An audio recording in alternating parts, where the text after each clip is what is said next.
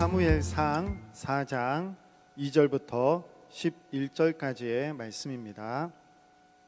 사무엘상 4장 2절부터 11절까지의 말씀, 저와 같이 집에서도 함께 성경 보면서 함께 읽겠습니다. 처음부터 끝까지 같이 한번 읽겠습니다. 4장 2절 말씀, 구약 412쪽 시작. 블레셋 사람들이 이스라엘에 대하여 전열을 벌이니라. 그 둘이 싸우다가 이스라엘이 블레셋 사람들 앞에서 패하여 그들에게 전쟁에서 죽임을 당한 군사가 4,000명 가량이라. 백성이 진영으로 돌아오매 이스라엘 장로들이 이르되 여호와께서 어찌하여 우리에게 오늘 블레셋 사람들 앞에 패하게 하셨는고, 여호와의 언약궤를 실로에서 우리에게로 가져다가 우리 중에 있게 하여 그것으로 우리를 우리 원수들의 손에서 구원하게 하자 하니, 이에 백성이 실로에 사람을 보내어 그룹 사이에 계신 만군의 여호와의 언약궤를 거기서 가져왔고, 엘리의 두 아들 홈니와 비느하스는 하나님의 언약궤와 함께 거기에 있었더라. 여호와의 언약궤가 진영에 들어올 때에 온 이스라엘이 큰 소리로 외치매 땅이 울린지라. 블레셋 사람이 그 외치는 소리를 듣고 이르되 히브리 진영에서 큰 소리로 외침은 어찌 됨이냐 하다가 여호와의 궤가 진영에 들어온 줄을 깨달은지라. 블레셋 사람이 두려워하여 이르되 신이 진영에 이르렀도다 하고, 또 이르되 우리에게 화로다. 전날에는 이런 일이 없었도다. 우리에게 화로다. 누가 우리를 이 능한 신들의 손에서 건지리요. 그들은 광야에서 여러 가지 재앙으로 애굽인을 친 신들이니라. 너희 블레셋 사람들아, 강하게 되며 대장부가 되라. 너희가 히브리 사람의 종이 되기를 그들이 너희의 종이 되었던 것 같이 되지 말고 대장부 같이 되어 싸우라 하고, 블레셋 사람들이 쳤더니 이스라엘이 패하여 각기 장막으로 도망하였고, 살육이 심히 커서 이스라엘 보병의 엎드러진 자가 3만 명이었으며 하나님의 궤는 빼앗겼고 엘리의 두 아들 홈니와 비느하스는 죽임을 당하였더라. 아멘. 목사님이 하나 보여줄 게 있어요. 뭐냐면 이게 뭘까요? 화면 보여주세요. 이게 뭐냐면 빔 프로젝트를 켜는 리모컨이에요. 리모컨. 이 리모컨을 통해서 우리 아까 예배 때 봤던 뒤에 빔 프로젝트 화면이 나오는데, 지난주에 안 켜졌어요. 지난주에 안 켜져서 빔을 보지 못하고 예배를 드렸었는데, 오늘 또 그럴 수는 없다. 그래서 이게 왜 안 켜지지 하고 아무리 다시 이 리모컨의 전원 버튼 눌러도 안 되는 거예요. 그래서 안 되겠다 싶어가지고 목사님이 인터넷으로, 이 모델이 파나소닉 EX600 모델인데 이 모델 설명서를 다운을 받았어요. 찾아서 다운을 받아서 한창 읽어보고 트래블 슈팅을 봤는데도 이게 딱히 명확하게 해결책이 없는 거예요. 그런데 한참 설명서를 보는 중에 이 빔 프로젝트 리모컨으로 되는 것뿐만이 아니라 옆에 버튼으로도 켤 수 있게 돼 있어요. 그래서 목사님 빔을 자세히 봤더니 전원은 들어오는데 아무리 리모컨으로 눌러도 안 되는 거예요. 그래서 이 빔 옆에 있는 전원 버튼을 한번 눌러봐야겠다 해가지고 누르려고 하는데 천장에 달려 있어요. 그래가지고 마이크 스탠드를 가져다가 전원 버튼을 누르니까 그제서야 전원이 들어온 거였어요. 뭐가 문제였어요? 리모컨이 고장났어요. 누르면 불은 들어와요. 그래서 리모컨은 문제가 아닌 줄 알았는데 불은 들어오니까 결국 리모컨 문제였었던 거죠. 그래서 이 문제를 해결을 했습니다. 목사님 왜 이 이야기를 했냐면, 뭐가 고장이 나고 뭐가 안 됐을 때 가만히 있는다고 해서 저절로 해결되지 않아요. 되지 않아요. 시간이 지나면은 잘 되면 좋겠지만 오히려 상황이 더 나빠질 수도 있어요. 가만히 있는데 해결되는 것은 없어요. 마찬가지로 우리가 지금 떨어진 상황 가운데 예배를 드리고, 여러분 학교도 온라인 수업을 하고 있고, 우리가 지금 떨어져 있지만 연결되기 위해서 노력을 함께 해나가야 되는 거예요. 가만히 있는다고 해서 시간이 지나면 나중에 괜찮아지고, 가만히 있는다고 해서 나중에 뭔가 해결책이 보이고 그러지 않아요. 지금 이 자리에서 어떻게 해야 이 떨어진 것을 우리가 다시 연결하고, 어떻게 우리가 해야 함께 할 수 있을지 고민하고 대책을 세우고 시도를 해보고 실패를 경험하고 더 좋은 방안을 찾아보고 노력을 할 때에 그 문제를 극복하고 넘어설 수 있는 것이죠. 지난주에 목사님이 위기가 곧 기회다라고 말씀을 전했어요. 위기 때 가만히 있는 것이 아니라 그게 기회가 되기 위해서는 끊임없이 찾고 구하고 두드려야 되는 것이죠. 그래서 목사님이 고등부 카페를 만들었습니다. 요즘 목사님이 하루 종일 하는 일은 그 카페에 접속해서 오늘은 몇 명 가입했나, 오늘 글은 뭘 올리지, 계속 카페를 들여다보고 있어요. 왜 그러냐면 우리가 떨어져 있지만 뭔가라도 연결되는 그런 연결점이 필요하기 때문에 카페를 만들었어요. 그래서 여러분이 이제 교회는 나와는 끝이야, 나는 혼자야, 우울해하거나 혼자 힘들어하지 말고 여러분도 움직여야 돼요. 연결될 수 있는, 같이 할 수 있는 것들을 찾아 나서야 되는 거예요. 이 코로나 시대에 우리가 어떻게 해야 될지. 온라인 카페를 만들었어요. 좀 접속을 하세요. 그래서 여러분의 일상이 어떻고, 뭐 궁금한 게 어떻고, 기도 제목이 어떻고, 그런 것들을 올리면 우리가 함께 보고 함께 기도하고 함께 나눌 수 있는 거예요. 비록 지금 우리가 같이 함께 대면해서 볼 수는 없지만 그래도 온라인 공간을 통해서 우리가 함께 할 수 있는 것이죠. 자, 참고로 카페 40명 이벤트를 목사님이 진행을 하고 있습니다. 35명일 때 카페 이벤트 시작했는데 지금 38명째 가입했어요. 40번째 가입한 친구에게는 깜짝 선물을 보내도록 하겠습니다. 지금 바로 가입하세요. 그리고 또 집에서 또 예배를 드리면 또 집중하기가 어렵잖아요. 전화 오기도 하고 이런저런 방해하는 것들이 많이 있어요. 그래서 예배에 집중하기가 쉽지 않아요. 특히 말씀 시간도 그렇죠. 그래서 목사님이 말씀 노트를 만들었어요. 말씀 노트. 이게 참 아쉬운 게 우리가 이렇게 이 자리에 여러분 다 있으면 출력해서 다 나눠줄 텐데 그게 어려워요. 그래서 목사님이 선생님들을 통해서 아마 여러분들이 카톡으로 말씀 노트 받았을 거예요. 그리고 카페에도 목사님이 매주 말씀 노트를 올릴 거예요. 그러니까 여러분이 말씀 노트를 다운받아서 출력을 하고 여러분이 이 말씀 노트를 가지고 말씀의 흐름에 따라서 같이 집중해서 예배하고 함께 해나갔으면 좋겠습니다. 이 출력이 어려운 친구들은 그 핸드폰 화면으로 크게 해서 여러분 보세요. 또 핸드폰으로 보고 있으면 미리 여러분이 중요한 내용들을 따로 정리해서 빈칸을 채워 넣는 거니까 여러분이 빈칸을 채워가지고 그 들어갈 빈칸을 또 카페에 올려주면은 여러분이 예배로만 끝나는 것이 아니라 또 함께 말씀에 대한 생각들을 나눌 수 있는 그런 또 새로운 시도가 될 거라고 생각합니다. 그래서 말씀 노트를 저번에도 인증샷을 찍어주면 또 선물을 줬는데 요즘 예산이 남아돕니다. 부장님 그렇죠? 행사를 하지 않기 때문에 예산이 남아돌아요. 이곳에 쓰겠습니다. 각 반별로 또 여러분이 온라인 이벤트로 다양하게 또 진행을 하려고 하니까 적극적으로 가만히 있지만 말고 적극적으로 함께 참여해 주시기를 바랍니다. 자, 그럼 오늘 말씀을 들어가 보도록 합시다. 중세 시대에 웅장한 대성당들을 많이 만들었어요. 그래서 그 대성당에 들어가면 그 크기와 규모 그리고 분위기에 압도되어서 절로 고개를 숙일 수밖에 없게 되죠. 이 중세시대 성당들이 얼마나 의리라고 얼마나 규모가 있고 큰지 목사님 PPT 화면에 놀랬다가 이거는 성당을 모욕하는 거다. 사진 한 장으로 될 수 없다. 제일 좋은 건 여러분이 유럽을 다니면서 꿈을 가지세요. 성당에 직접 가서 봐보세요. 얼마나 크고 얼마나 규모가 화려한지.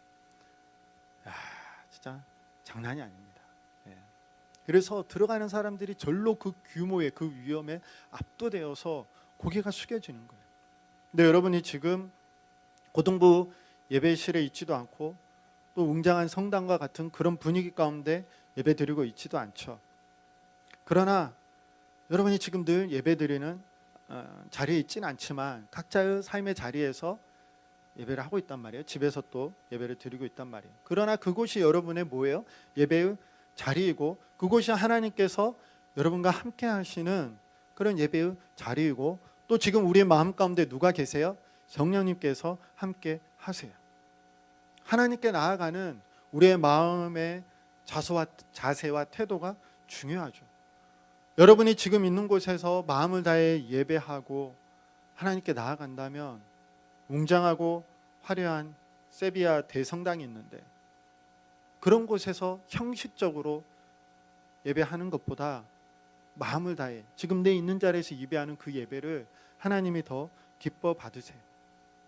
하나님은 우리의 마음의 중심을 보시고 우리의 마음을 살피시는 분이시기 때문입니다.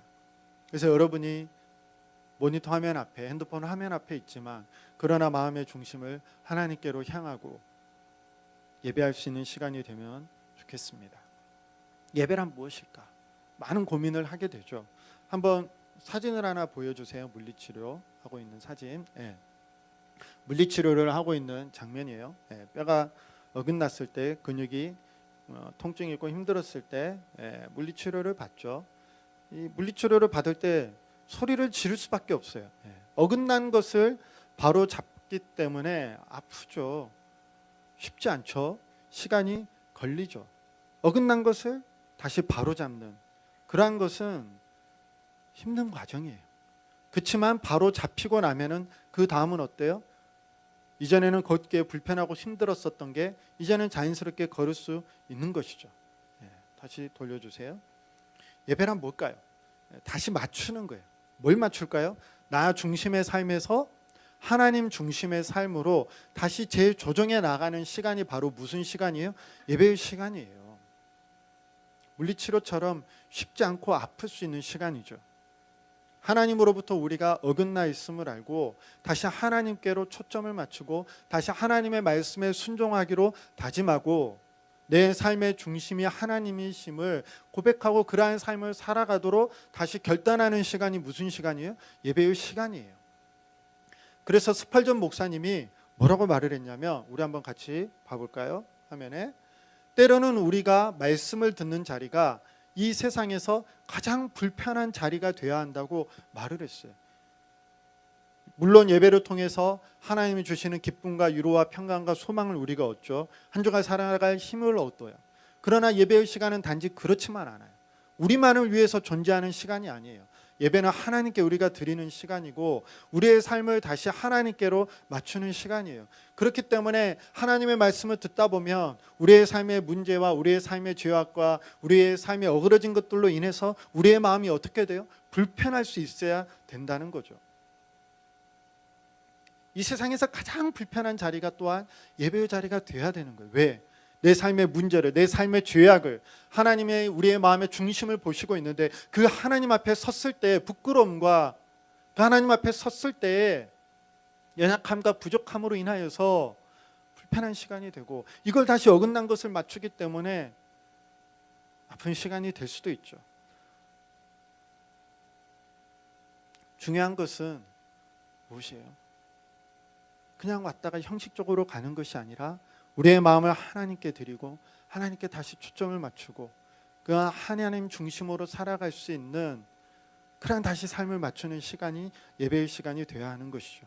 사도행전에 이러한 말씀이 있어요. 사도행전 2장 37절에서 38절 말씀 우리 한번 같이 읽어보겠습니다. 시작. 그들이 이 말을 듣고 마음에 찔려 베드로와 다른 사도들에게 물어 이르되 형제들아 우리가 어찌할꼬 하거늘 베드로가 이르되 너희가 회개하여 각각 예수 그리스도의 이름으로 세례를 받고 죄의 사함을 받으라. 그리하면 성령의 선물을 받으리니. 아멘. 어떻게 했다고요? 말씀을 듣고 마음에 찔렸어요. 예배를 드릴 때 우리 마음에 뭐가 있어야 돼요? 찔림이 있어야 돼요. 어떤 찔림?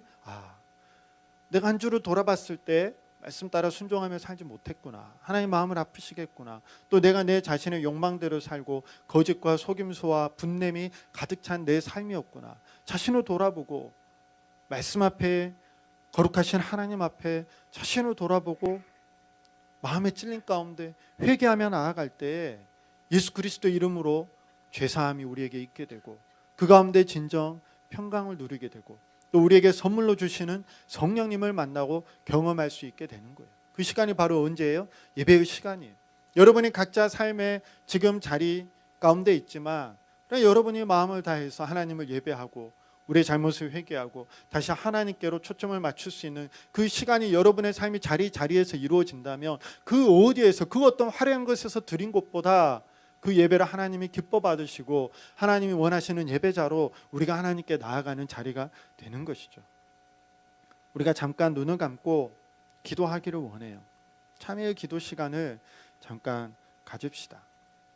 한 주의 삶을 돌아보고 하나님께 예배함으로 나아가는데 나의 죄악들, 나의 연약한 모습들, 하나님의 긍휼이 필요한 부분들이 있을 거야. 여러분은 어디에서 말하고 어디에서 고백하고 어디에서 용서를 구하고 어디에서 참된 용서를 받을 수 있겠어요? 우리를 부르시는 하나님 앞에 나아간 예배의 자리입니다. 함께 이 시간 기도합시다. 지난 삶을 돌아보며 하나님 내 죄를 고백합니다. 용서해 주세요. 여러분 지금 혼자 있잖아요. 듣는 사람 아무도 없어요. 소리를 내어서 때론 마음을 다해서 하나님께 고백하며 나아가세요. 여러분 마음에 혹시 찔림이 있습니까? 죄책감이 있습니까? 부끄러운 삶의 모습들이 있었습니까? 거룩하신 하나님 앞에 예배하러 남은 이 자리, 우리의 모든 죄를 십자가에서 용서하시고 우리의 회개를 받으시며 죄를 용서하시고 성령을 선물로 주시는 그 하나님을 만나는 그런 시간이 되기를 잠깐 기도하며 또 말씀 나누겠습니다. 함께 기도합시다. 하나님, 우리의 모든 죄악들을 이 시간 회개하며 나아갑니다. 우리가 하나님께 나아가는 이 예배의 자리, 거룩하신 하나님 앞에 나아가는 우리의 예배의 자리, 하나님 먼저 우리의 자신을 돌아보며 회개하며 부끄러운 모습들을 하나님께 고백하고 하나님 앞에 나아갑니다. 주님, 우리의 거짓과 하나님 우리의 속임수와 우리의 분냄과 우리의 다툼과 나의 시기와 나의 더러운 인간적인 욕심과 나의 음욕과 나의 육신의 정욕과 하나님 나의 모든 내 중심으로 내 마음대로 살았던 그 모든 잘못된 죄악들을 하나님 앞에 회개하며 하나님 앞에 내려놓습니다. 원망과 불평을 일삼았고 하나님 없이 살았으며 하나님 모른 채 하였고 하나님을 역하였던 우리의 모습들을 고백하며 회개합니다. 나의 부끄러운 모든 것들을 아시는 하나님, 말씀 가운데 예배 가운데 하나님 회개하며 나아가오니 정결케 하여 주시고 깨끗게 하여 주시고 하나님 회개하며 나아가는 자들 가운데 용서의 은혜가 하나님이 베풀어 주시는 평강이 있게 하여 주시옵소서.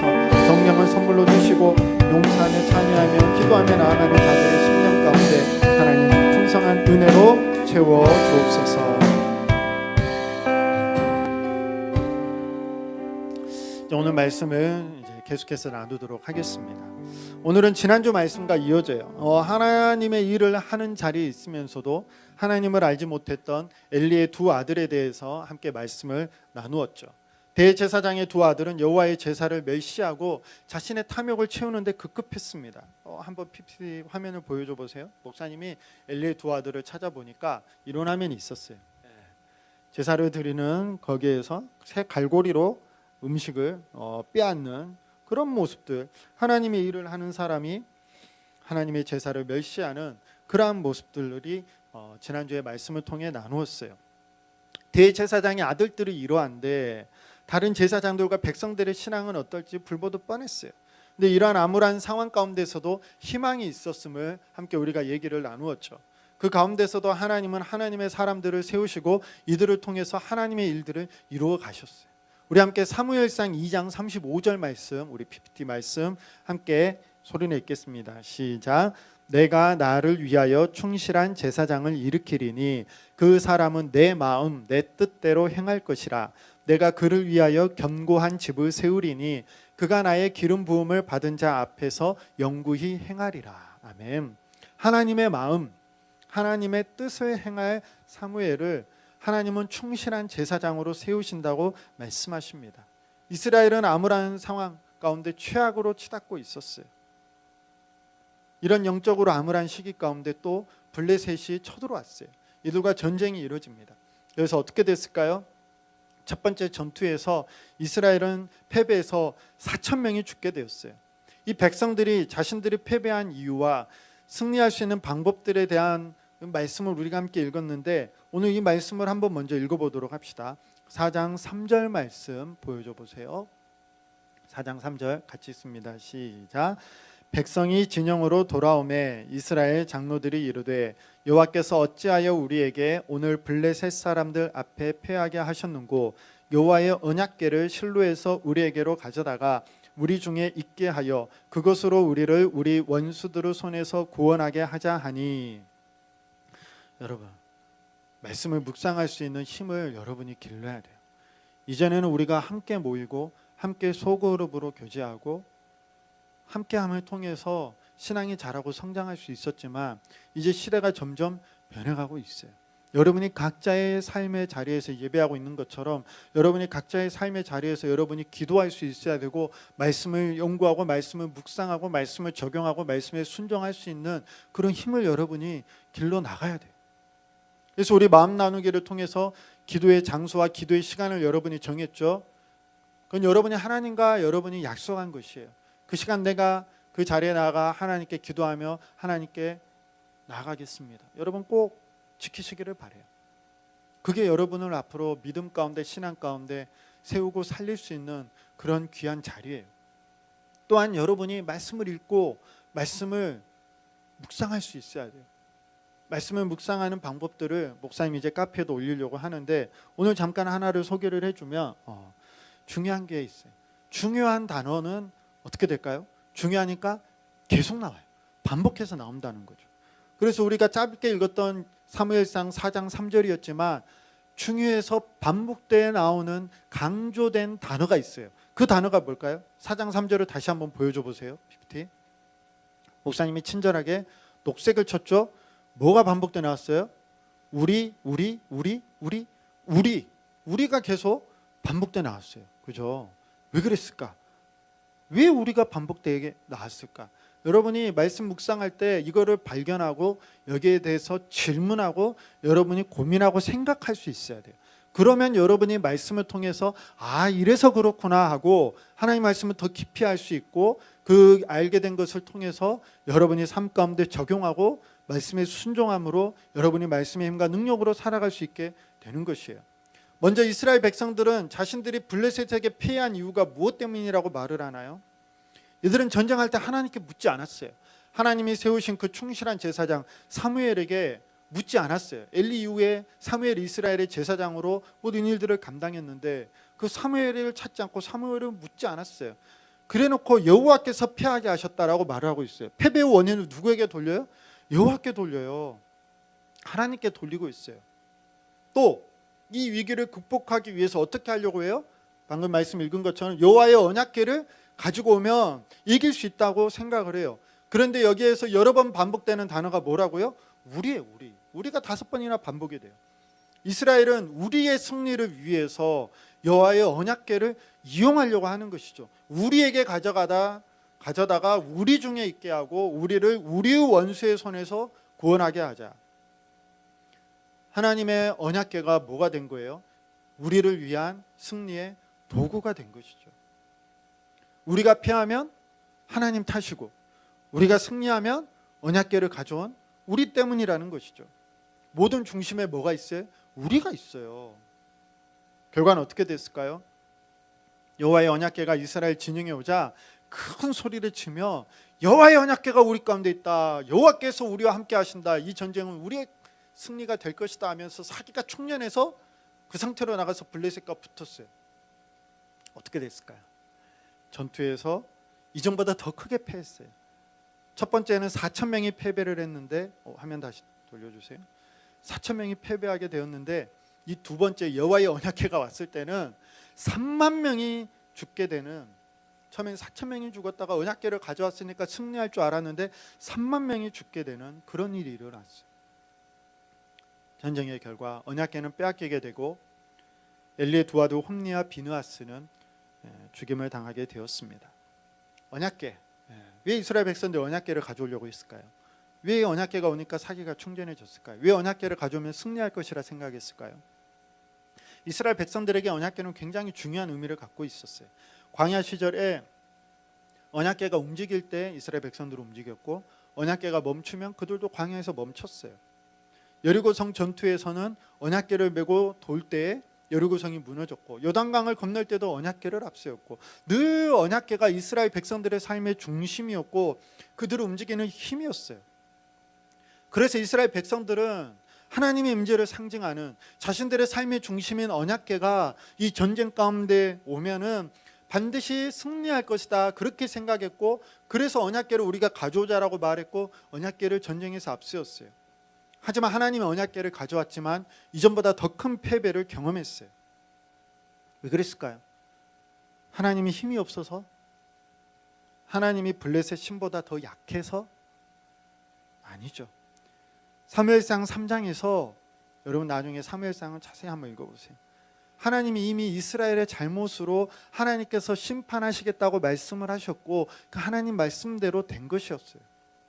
언약궤라는 형식에 하나님을 향한 진정한 마음이 들어있어야 언약궤를 앞세워 하나님 주시는 승리가 주어지는 것인데, 그러나 언약궤라는 겉에 보이는 형식은 있었지만 그 마음에 하나님의 임재를 갈망하고 하나님을 참되게 예배하고 하나님 중심으로 살아가는 그런 삶의 모습과 그런 예배의 태도와 그런 마음은 없는 채 그냥 형식과 껍데기만 갖다 놓고 하나님 언약궤가 여기 있으니 승리를 주세요 한 것과 다를 바 없는 것이죠.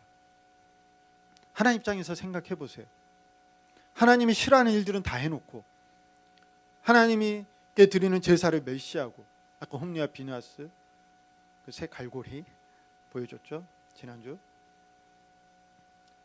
하나님께 마음은 드리지 않고 하나님 기뻐하시는 일들은 하나도 하지도 않고 그저 어려울 때 하나님의 언약궤만 앞세우면 승리할 것이다, 이 말을 듣고 하나님 마음은 어떠셨을까요? 오늘 우리의 삶은 어때요? 책상에 앉아 있는데 공부를 하는 것 같은 모습은 보이는데 머리는 딴 생각하고 있어요. 예배는 드리고 있는데 마음이 없어요.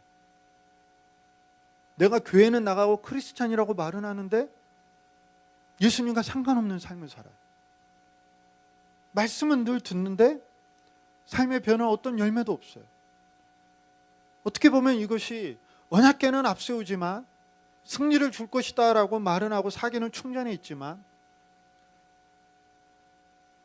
그러나 어떻게 보면 하나님 임재는 없는 상태로 4만 명이 오히려 더 패하게 되는 그러한 결과를 가져올 수 있는 것이죠. 이러한 일들이 일어날 때 우리는 돌아보고 점검해야 되는 것이죠. 아까 우리가 참여 기도를 드린 것처럼 정말 내 삶이, 내 마음의 중심이, 내 삶의 모습들이 하나님을 향해 있는가? 하나님 보시기에 기뻐하는 삶을 살고 있는가? 그렇지 않다면 마음에 찔린 가운데 다시 회개하고 돌이키고 예배를 통해, 말씀을 통해, 선지자 사무엘을 통해서, 들려지는 말씀을 통해서, 예배를 통해서 아프고 힘들지만 다시 재조정하고 어긋난 걸 맞추는 그런 시간이 필요한 것이죠. 전쟁에서 패배했다는 소식을 들은 엘리는 어떻게 됐을까요? 뒤로 넘어져서 죽었고, 전쟁터에서 죽은 이 홈리와 비느하스, 이 비느하스의 아내는 아들을 낳다가 남편이 전쟁터에서 죽었다는 소식을 듣고 갑자기 아파서 아들을 낳다가 임신한 상태였는데 아들을 낳게 되었는데 아들을 낳고 죽었어요. 그런데 죽어갈 때 그 아들의 이름을 뭐라 지으라고 했냐면 이가봇이라고 지으라 했어요. 이가봇의 뜻은 하나님의 영광이 이스라엘에서 떠났다라는 뜻이에요. 하나님의 백성이 하나님을 알지 못한 채 하나님의 제사를 멸시하고 하나님의 일을 하다가 생긴 일들이에요. 우리에게 두렵고 떨림이 있어요. 하나님은 자녀된 우리를 사랑하시며 우리를 지켜주시고 보호하시고 우리와 함께 하시고 동행하시는 분이세요. 또 하나님은 온천하의 주인이시고 우리의 생명의 주인이시며 우리의 모든 것을 아시고 우리의 마음의 중심을 보시며 우리 매 순간순간 함께 하시는 하나님이세요. 그 하나님 앞에 우리가 서 있는 거예요. 내가 하나님을 이용하는 것이 아니라 하나님을 향한 진정한 사랑이 나에게 있는가? 어렵고 힘들 때만 찾고 위기 가운데 끌어다 쓰는 이용하는 도구가 아니라 정말 내가 하나님 베푸신 구원의 은혜에 감사하며 변화된 삶으로 하나님의 자녀답게 살아가려고 노력하고 있는가? 늘 묻고 돌아봐야 하는 것이죠. 이스라엘 백성들이 하나님의 언약궤를 빼앗긴 이후 하나님은 그냥 계시지 않았어요. 놀라운 일들이 벌어져요. 겉으로 보면 이 고대의 전쟁은 신들의 전쟁이라고 했잖아요. 하나님이 패배한 것 같아요. 언약궤가 왔는데 이전에는 4천이 죽었는데 언약궤가 왔는데 3만 명이 죽었단 말이에요. 야, 하나님 힘이 없구나, 능력이 없구나, 하나님으로도 안 되구나. 그런 패배 가운데 젖어 있을 수 있죠. 겉으로 보면 하나님을 패한 것 같아요. 하나님은 힘이 없는 신이고 그 블레셋의 다곤신에 굴복한 것 같아요. 그래서 이 블레셋 사람들이 어떻게 했냐면 이 하나님의 언약궤를 빼앗은 나머지 너무 좋아가지고 자신들의 신인 다곤 신전에 그 발 앞에다가 하나님 언약궤를 갖다 놨어요. 하나님은 다곤 신의 발바닥 같은 발 앞에 있는 그런 존재라는 거죠. 그런데 놀라운 일이 일어나요. 그렇게 하고 다음날 큰 소리에 가봤더니 이 다곤 신이 하나님 언약궤 앞에 머리를 쳐박고 누워 있는 거예요. 그래서 이게 어찌된 일인가 하고 놀란 나머지 다시 다곤 신상을 세웠어요. 그랬는데 다음날 또 가보니 어떤 일이 일어났냐. 이번에는 그냥 넘어진 게 아니라 머리와 이 손이 잘린 채 또 쓰러져 있는 거예요. 머리는 뭘 나타내요? 지혜를 나타내고 손은 뭐를 나타내요? 힘, 능력을 나타내죠. 몸뚱아리만 남은 채 그렇게 머리와 손이 끊긴 채 여호와의 언약궤 앞에 엎드려져 있는 그러한 일이 일어났어요. 그래서 안 되겠다. 언약궤를 다른 지역으로 옮겨야겠다 해서 다른 지역으로 옮겼더니 거기에서도 어떤 일이 일어났냐면 거기에서도 이 쥐 때문에 이 전염병이 돌아가지고 독한 종기로 많은 사람이 죽게 됐어요. 안 되겠다. 또 다른 지역으로 옮겼더니 어떻게 됐을까요? 거기에서도 또 똑같은 전염병이 또 일어나게 됐어요. 그래서 많은 사람들이 죽고 재앙이 일어나게 됐어요. 아차! 이 여호와의 언약궤가 더 이상 우리에게 있으면 안 되겠다. 이 언약궤의 하나님은 진짜 하나님이시구나. 정말 그 옛날 애굽에 10가지 재앙을 내리고 홍해를 가르고 이 가나안 땅을 점령했던 그 이스라엘의 하나님이 진짜 하나님이구나라는 것을 깨닫고 그들이 이제 어떻게 해야 될지 사람들을 불러다가 이야기를 나눴어요. 그랬더니 이제 여호와께 제사를 드리고 거기에 이제 많은 과정들이 있어요. 여러분이 나중에 그 말씀을 읽어보세요. 그렇게 제사를 드리고 그 박쥐 모양의 그 금으로 만든 것들 5개를 해가지고 수레에 넣어서 어미소에게 한 번 더 멍에를 메어보지 않은 어미소에게 해서 이제 이스라엘로 보내게 했어요. 그런데 또 재밌는 게 이제 나중에 말씀을 보면 이제 베스메스로 곧장 가면 이건 진짜 여호와께서 하신 일이고 그렇지 않으면 우연한 일이다라고 했어요. 근데 이게 어미소가 새끼소하고 떨어뜨려 가지고 강제로 가게 하니까 당연히 어미소가 새끼에게 가는 것이 자연의 이치인데 어미소가 울부짖으면서 베스메스로 곧장 가요. 무엇이에요? 하나님이 하신 일이라는 것이죠. 하나님이 하신 일이라는 것이죠. 여러분 말씀을 다시 한번 집중해서 봅시다. 한번 우리 4절 말씀 보여줘 보세요. 우리 PPT에 보면 4절과 11절 목사님 설명을 한창 했는데 사무엘상 5장 4절에 보면 다곤신이 어떻게 되냐면 우리 한번 같이 읽어볼게요. 시작. 그 머리와 두 손목은 끊어져 문지방에 있고 여러분이 말씀을 연구할 때 이 비교되는 단어가 있는데 그 비교되는 단어를 또 찾아서 살펴보는 게 중요해요. 또 11절 말씀 우리 함께 읽어봅시다. 시작. 온 성읍이 사망의 환난을 당함이라 거기서 하나님의 손이 엄중하심으로. 다곤신의 손은 어떻게 됐어요? 손목이 끊어져서 문지방 앞에 널브러져 있어요. 그런데 하나님의 손은 어떻게 돼요? 엄중해요. 재앙을 내리는 그 하나님의 손 엄중해요.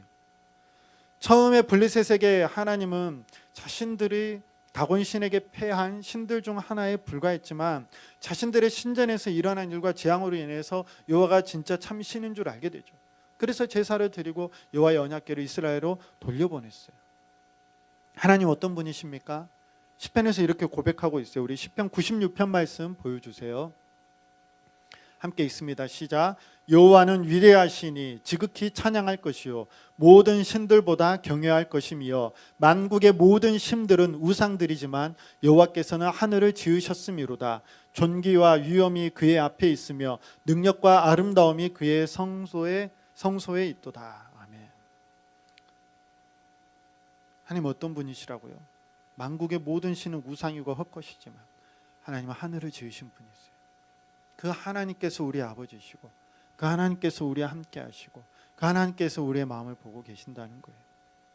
그런데 이런 하나님의 제사를 멸시했고 하나님께 드리는 제물을 갈취했으며 여호와를 알지 못하는 사람들, 백성들이 제사장의 일을 감당했고 하나님의 일을 했고 하나님의 언약궤를 마치 마법 상자처럼 요술 지팡이처럼 다루었어요.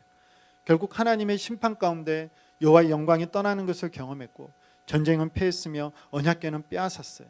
그러나 그것으로 끝이 아니라 참 신이신 거룩하신 하나님 앞에 다곤 신상은 넘어졌고 블레셋의 재앙이 내렸어요. 많은 사람들이 하나님을 이용하고 하나님의 일을 하는 사람조차 하나님을 모르는 시대 가운데 있습니다.